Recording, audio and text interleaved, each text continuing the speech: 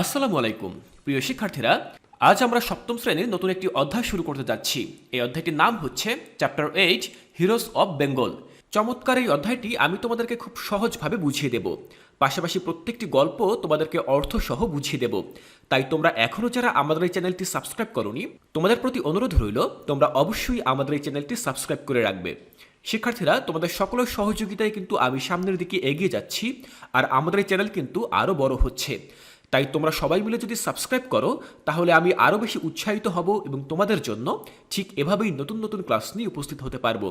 তাই অবশ্যই তোমরা আমাদের এই চ্যানেলটি সাবস্ক্রাইব করে রাখবে। তাহলে চলো আজকের ক্লাসটি শুরু করছি।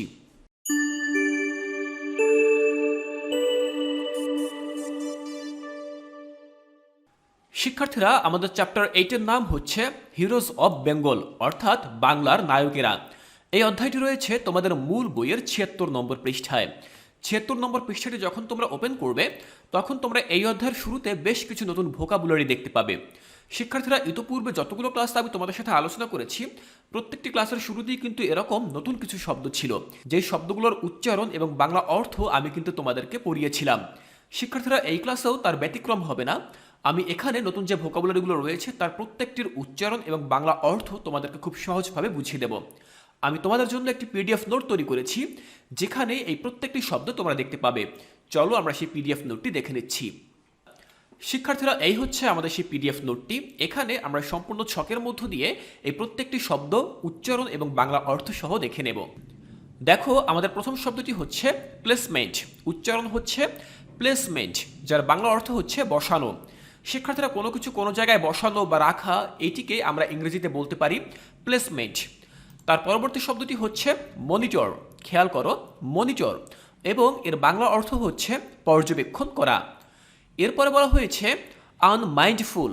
উচ্চারণটা দেখো, আনমাইন্ডফুল, এবং এর বাংলা অর্থ হচ্ছে অন্যমনস্ক। যখন কোনো ব্যক্তি কোনো কিছুর প্রতি অমনোযোগী থাকে বা অন্যমনস্ক থাকে তখন সেই অবস্থাকে আমরা আনমাইন্ডফুল বলতে পারি। এর পরের শব্দটি হচ্ছে ওয়াচ স্টেশন। উচ্চারণটা খেয়াল করো, ওয়াচ স্টেশন। তো এই ওয়াচ স্টেশন এই শব্দের বাংলা অর্থ হচ্ছে পাহারা দেওয়ার জায়গা। শিক্ষার্থীরা, পুলিশ বা যে কোনো আইন শৃঙ্খলা বাহিনী যখন পাহারা দেওয়ার জন্য কোনো স্থান তৈরি করে, কোনো জায়গা তৈরি করে, তখন সেই জায়গাটিকে আমরা বলতে পারি ওয়াচ স্টেশন বা পাহারা দেওয়ার জায়গা। এটিকে বাংলায় কখনো কখনো নিরাপত্তা চৌকিও বলা হয়ে থাকে। এর পরের শব্দটি হচ্ছে কনসোল। খেয়াল করো, কনসোল এর বাংলা অর্থ হচ্ছে সান্ত্বনা দেওয়া বা সমবেদনা জানানো। সান্ত্বনা দেওয়া বা সমবেদনা জানানো।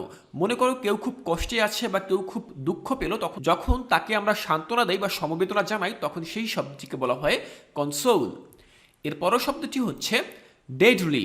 উচ্চারণটা খেয়াল করো, ডেডলি, যার বাংলা অর্থ হচ্ছে মারাত্মক বা প্রাণঘাতী। ডেডলি, মারাত্মক বা প্রাণঘাতী। দেখো, এর পরবর্তী শব্দটি হচ্ছে টাস্ক। TASK, task. এর বাংলা অর্থ হচ্ছে কাজ। কোনো কাজকর্মকে আমরা টাস্ক বলতে পারি। এরপরে বলা হয়েছে অ্যাকর্ডিংলি। উচ্চারণটা খেয়াল করো, অ্যাকর্ডিংলি, বাংলা অর্থ হচ্ছে অনুযায়ী। যেমন কোনো কাজ যথাযথ করা বা সঠিকভাবে করা, এটিকে আমরা অ্যাকর্ডিংলি বলতে পারি। এরপরের শব্দটি হচ্ছে মার্টির। উচ্চারণটা খেয়াল করো, মার্টির। মার্টির শব্দের বাংলা অর্থ হচ্ছে যোদ্ধা বা যারা যুদ্ধ করেন, মার্টির, যোদ্ধা।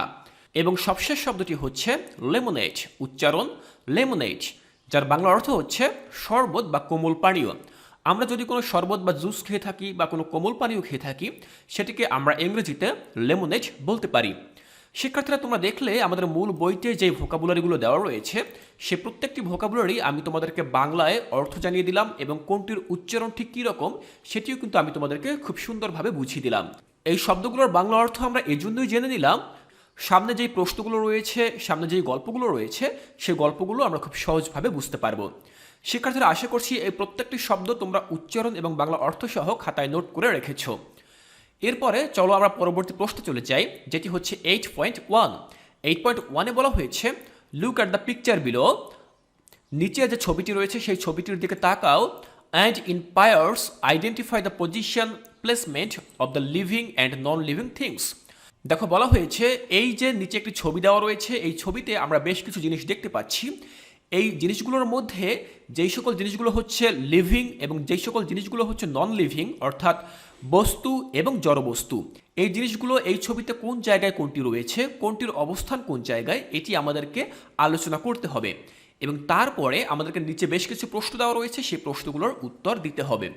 শিক্ষার্থীরা সেই প্রশ্নগুলো আমরা দেখে নিচ্ছি। যেমন প্রথম প্রশ্নটি হচ্ছে question, where is the sofa?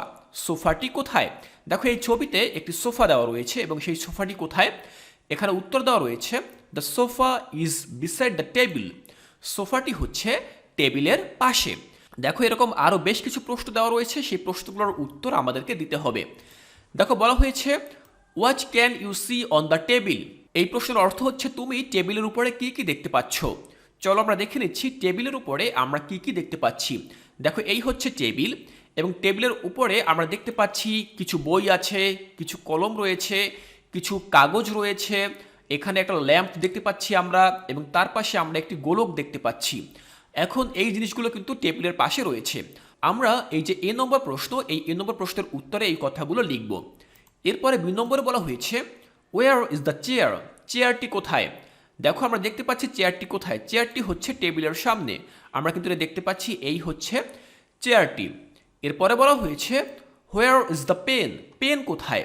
দেখো আমরা দেখতে পাচ্ছি পেন হচ্ছে এই টেবিলের ঠিক উপরে। আমরা কিন্তু এটি দেখে নিলাম। এরপরে বলা হয়েছে where is the cat? Cat কোথায়? বিড়াল। বিড়ালটি কোথায়? বিড়ালটি টেবিলের নিচে ঘুমাচ্ছে। এরপরে বলা হয়েছে ই নম্বরে what can you see between the globe and the pen holder? Globe এবং পেন হোল্ডারের মধ্যে তুমি কি দেখতে পাচ্ছ? গ্লোব কোথায়? টেবিলের উপরে এই হচ্ছে গ্লোব এবং এই হচ্ছে পেন হোল্ডার অর্থাৎ কলমদানি। এর মধ্যে আমরা আরও কী কী দেখতে পাচ্ছি? এর মধ্যে আমরা দুটি কলম দেখতে পাচ্ছি, একটি পেপার দেখতে পাচ্ছি, একটি লাইট দেখতে পাচ্ছি।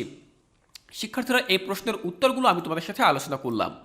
এখন বিষয় হচ্ছে এখানে যে প্রশ্নের উত্তরগুলো আমি তোমাদের সাথে আলোচনা করেছি, এগুলো কিন্তু আমি তোমাদের সাথে বাংলায় আলোচনা করেছি, কিন্তু এভাবে কি তোমরা খাতায় লিখতে পারবে? অবশ্যই না। এই প্রশ্নগুলোর উত্তর কিন্তু তোমাদেরকে ইংরেজিতেই লিখতে হবে। কিভাবে লিখবে? আমি তোমাদের জন্য যে পিডিএফ হ্যান্ডনোটটি তৈরি করেছি, সেখানে কিন্তু প্রত্যেকটি প্রশ্ন উত্তর সহ আমি ইংরেজিতে লিখে দিয়েছি। চলো প্রত্যেকটি প্রশ্নের উত্তর আমরা দেখে নিচ্ছি যে কিভাবে তুমি এগুলো উপস্থাপন করতে পারো। শিক্ষার্থীরা আমরা আবার আমাদের সেই পিডিএফ নোটে চলে আসলাম এবং সেই উত্তরগুলো আমরা দেখে নিচ্ছি। আমাদের প্রথম প্রশ্নটি ছিল what can you see on the table? তুমি টেবিলের উপরে কি কি দেখতে পাচ্ছ? আমরা অ্যান্সারে লিখব I can see books, pens, paper, table lamp and a globe. দেখো আমরা যেই জিনিসগুলো দেখতে পেয়েছিলাম টেবিলের উপরে, সেগুলো কিন্তু আমরা ইংরেজিতে লিখে দিলাম। আমাদের এই উত্তরটি আবার দেখো I can see books, pens, paper, table lamp and a globe.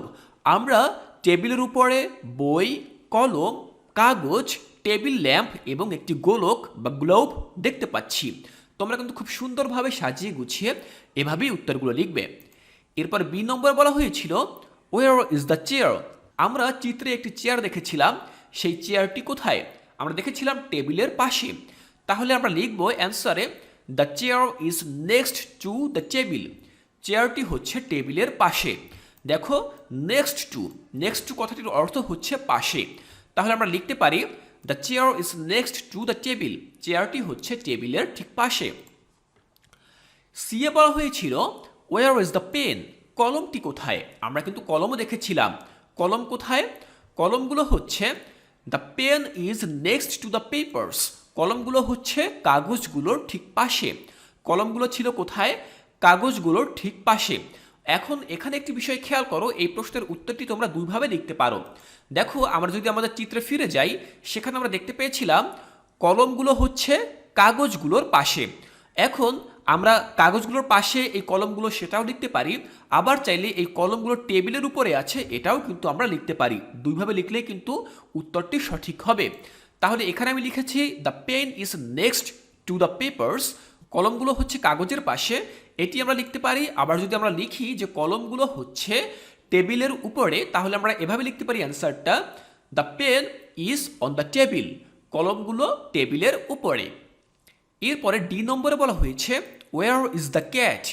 ক্যাটটি কোথায় বা বিড়ালটি কোথায়? শিক্ষার্থীরা বলো তো বিড়ালটি কোথায়? আমরা চিত্রে কোথায় দেখেছিলাম বিড়ালটিকে?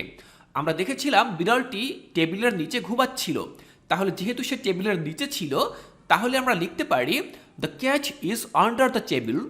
বিড়ালটি টেবিলের নিচে, আন্ডার মানে হচ্ছে নিচে। তাহলে আমরা লিখতে পারি the cat is under the table. বিড়ালটি টেবিলের নিচে। এবং ই নম্বরে বলা হয়েছে what can you see between the globe and the pen holder. What can you see, তুমি কি দেখতে পাচ্ছ, বিটুইন মধ্যখানে, the globe and the pen holder, globe এবং পেন হোল্ডারের মধ্যখানে তুমি কোন কোন জিনিসগুলো দেখতে পাচ্ছ। শিক্ষার্থীরা আমরা বেশ কিছু জিনিস দেখেছিলাম, যেমন টেবিল ল্যাম্প দেখেছিলাম, কিছু কাগজ দেখেছিলাম, দুইটা কলম দেখেছিলাম। এই যে জিনিসগুলো আমরা দেখতে পেয়েছিলাম এগুলো আমরা কিন্তু গ্লোব এবং পেন হোল্ডারের মধ্যখানে দেখেছিলাম। এখন এটিকে আমরা ইংরেজিতে লিখব। I can see table lamp, papers and pen between the globe and the pen holder. তাহলে আমরা লিখে দিলাম যে পেন হোল্ডার এবং গ্লোবের মধ্যখানে আমরা কোন কোন বস্তুগুলো দেখেছিলাম। শিক্ষার্থীরা এই প্রশ্নগুলোর উত্তরের মধ্য দিয়ে আমরা জানতে পারলাম যে কোনো কিছুর অবস্থান কোথায় সেগুলো আমরা ইংরেজিতে কিভাবে লিখব। যেমন দেখো, আমরা দেখেছিলাম চেয়ারটি হচ্ছে টেবিলের পাশে, তার মানে পাশে বলতে আমরা বুঝিয়েছিলাম ইংরেজিতে নেক্সট টু। আবার পেন কোথায় ছিল, পেনগুলো ছিল কাগজের পাশে, সেটাও কিন্তু আমরা নেক্সট টু দিয়ে বর্ণনা করেছি। আবার বিড়ালটি কোথায় ছিল, বিড়ালটি ছিল আন্ডার দ্য টেবিল, তার মানে তার অবস্থান ছিল টেবিলের নিচে। এবং সবশেষে আমরা দেখেছিলাম বিটুইন অর্থাৎ মাঝখানে, গ্লোব এবং পেন হোল্ডারের মাঝখানেও কোনো কিছু কিছু বস্তু ছিল। প্রত্যেকটি প্রশ্নেই আমরা দেখেছিলাম কোন বস্তুর অবস্থান আসলে ঠিক কোথায়। এভাবেই আমরা কোনো বস্তুর অবস্থান কোথায় সেগুলো কিন্তু ইংরেজিতে লিখতে পারি। শিক্ষার্থীরা, আমি আশা করছি এখানে যে প্রশ্নগুলোর উত্তর তোমাদের কাছে জানতে চাওয়া হয়েছে প্রত্যেকটি প্রশ্ন আমি তোমাদেরকে খুব সুন্দরভাবে বোঝাতে পেরেছি। এই ক্লাসটি তোমাদের কাছে কেমন লেগেছে?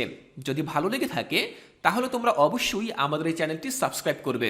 শিক্ষার্থীরা, তোমরা সকলে মিলে যদি আমাদের এই চ্যানেলটি সাবস্ক্রাইব করো তাহলে আমি আরও বেশি উৎসাহিত হব এবং তোমাদের জন্য ঠিক এভাবেই নতুন নতুন ক্লাস নিয়ে উপস্থিত হতে পারবো। শিক্ষার্থীরা, আজকের ক্লাসে আমি তো তোমাদের সাথে 8.1 নিয়ে আলোচনা করেছি। এর পরবর্তী ক্লাসে আমি ঠিক তার পরবর্তী প্রশ্নটি অর্থাৎ 8.2 নিয়ে আলোচনা করব।